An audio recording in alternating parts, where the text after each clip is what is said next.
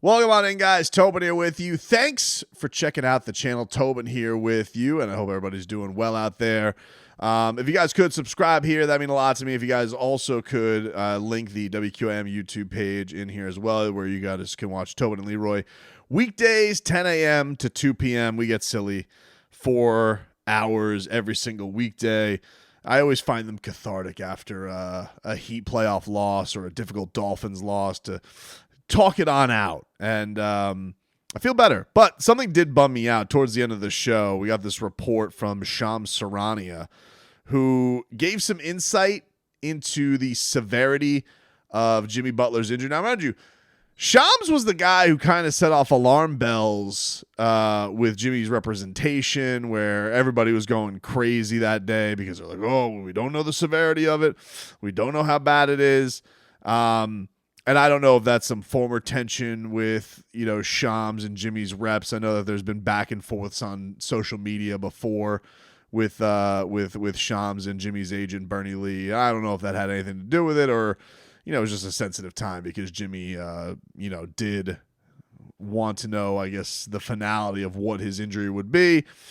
Neither here nor there, because we are where we are now. The damage literally is done on that knee.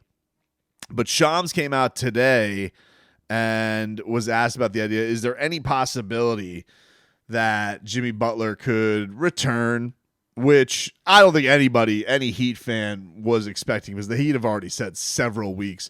When you say several weeks, I'm assuming you don't mean a couple of weeks. So when that came out, I was already thinking, all right, if there's any shot that Jimmy Butler comes back, that's probably, Eastern Conference Finals. But honestly, the way Shams made it sound, and I know everybody Heat fan, I just do me a favor when I play this for you. Save me the comments of, well, the season's already over, or you don't have a chance to get out of the first round anyway. Your jokes aren't funny. I don't really care for them. I'm talking about this in the entire scope of it. So if you don't mind not being a jackass in your comments, then I would appreciate that. So anyway, Shams today was on his show with Michelle Beadle, and he has said not only does Jimmy Butler have a very severely torn MCL in his knee, but also that he was stunned that he was even really able to play the game through it. Loud. Shams, this is another giant superstar. Unfortunately for him, his team was not able to get a win in his absence. Do we see Jimmy Butler at all in this series potentially? Michelle, it's crazy to me that Jimmy Butler played 3 quarters with what I'm hearing now was a severe MCL sprain. He is not going to be back in this series. This is a rehab that's going to go at least 1 month, could be 2 months of rehab. This is something that Jimmy Butler is going to have to work on. It's seriously remarkable to me that he played 3 quarters on this injury. They identified it essentially in the 12 hours after the game. They knew what he had suffered. Thankfully for him, it wasn't the ACL. It wasn't a meniscus. But even if the Heat were to advance in this first round somehow, it's still very, his postseason availability very much up in the air. But I think, again, I'm still stunned. The more I hear about it, the more I think about it, that he played through that. And now he is, beginning rehab. There you go. So that was Shams this morning discussing Jimmy Butler's severely sprained MCL. So to what degree that there was the tear there for Jimmy Butler. It sounds bad. And to hear even we're going into now not the weeks factor, but a month factor. If the Miami Heat were to pull a Kendrick Perkins and they shoot a gazillion % and they lit it up from 3 and they matched the Celtics 3 for 3 and their defense is tenacious and they're somehow able to pull this up. Doesn't even sound like you really get Jimmy Butler. Maybe we could, start sniffing at it if they got to the NBA Finals. But think about that. We're in April. You go a month, you're kind of into the Eastern Conference Finals, a couple more weeks, but not even 2 months. 2 months, your season's over, basically. Once you get to June, in the middle of June, that's the season over. So if Jimmy Butler really is in that spot, and I'm sure that they don't want to put it out there that Jimmy Butler is officially done, because maybe Jimmy Butler is, I'm sure right now, I don't even know how much he is rehabbing. He's probably waiting for all the swelling to go down and just get to a healing spot for himself. But it really does add to the hardship of the way this season has played out. Not only that Miami had a tumultuous up and down season, and that they ended up in the play-in game where he does end up getting hurt. But now you're in this spot where not only do you not know the future of this postseason, but even if it wraps up and the Miami Heat do get bounced this round or next round and doesn't end up in a championship, and it is going to be hard to win a championship without Jimmy Butler, almost damn near impossible.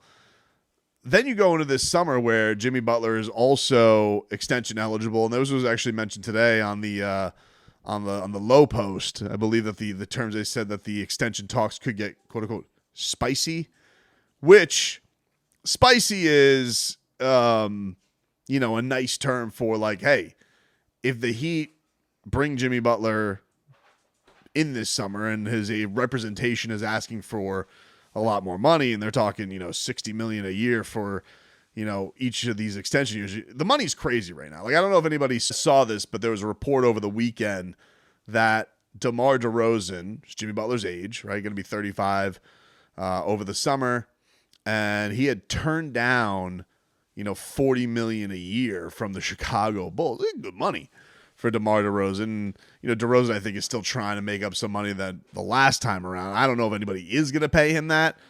But imagine DeMar DeRozan, who is, his team has basically been middling around the play, has not had the postseason success since leaving Toronto that Jimmy Butler has had. Same age. What is Jimmy's agent and what are the reps going to ask for from the Miami Heat when he has a year left plus a player option year? And then what does that look like for the Miami Heat as far as how many years do they want to commit to Jimmy Butler? Jimmy Butler is, the number one reason they have gotten as far as they have gotten. When this season does come to an end, it does feel very much like the Miami Heat are heading for this core having, finalities in some places.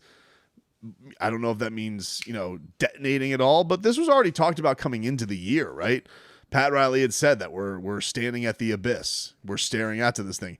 And to get into this point, all right, there could be an element of the Heat where they say, well, we lost to the Celtics, but Terry Rozier didn't play. Jimmy Butler, knee busted. Tyler Hero missed half the regular season. We'll run it back one more time and hope for the best, and I think we'll be in a better situation next year. I truly believe the fan base will lose it. Like, the fan base was already coming into this year, already 2 years into, run it back mode. We're doing that again. And there was, some glimpses of, hey, Bam shooting threes, and Nikola Jovic presented himself, and Jaime Jaquez was awesome.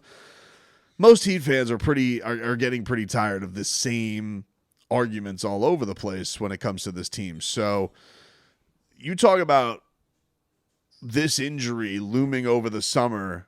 Will it have any impact on the decisions the Miami Heat make as far as bringing people back?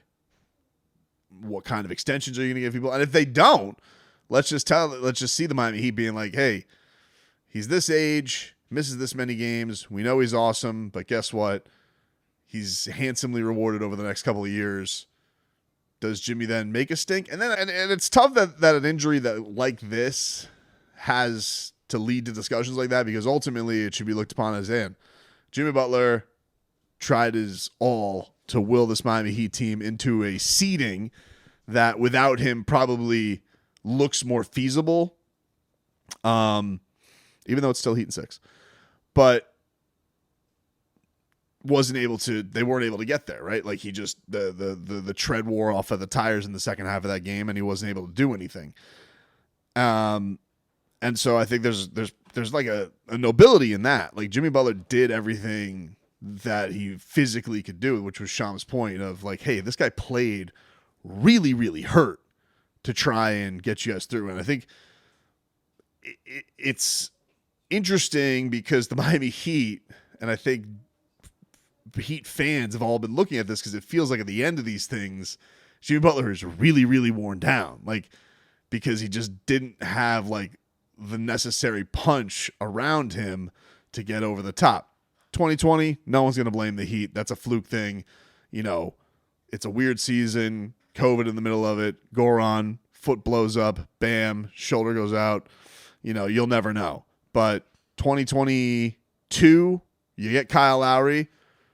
Didn't work out as awesome as you thought it would.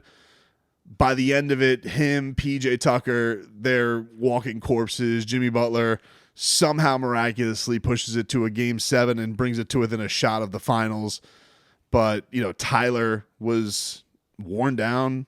And then, of course, the next year, you know, they get there, but you get to the finals and it's like, all right, once Caleb Martin, the conference finals magic wears off and you have all that, like, again, we're staring around here being like, all right, who is going to help Jimmy? And Jimmy feels like he's between the heroics of the first round, the Josh Hart injury, all of that stuff. It felt very much like guy wore down. So it's just going to be an interesting crossroads when you hear this, because it's like, damn, Jimmy Butler once again tried to will the Miami Heat, but we're all going to be kind of looking at each other if the Miami Heat get bounced after this round, being like, but the moves weren't enough. Everybody else made other moves.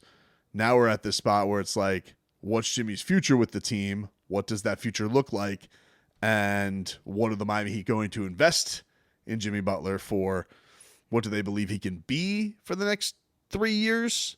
And how much of that is also on the back of what are we rewarding you for what you've done in your incredible 5 years with the Miami Heat? So a lot of questions, but you know, hearing that news that Sham presented was definitely gut wrenching. It sucks to hear that because it sounds like either way, anyway, that the likelihood of Jimmy Butler stepping on a court again this postseason seems pretty slim, and that was a bummer to hear.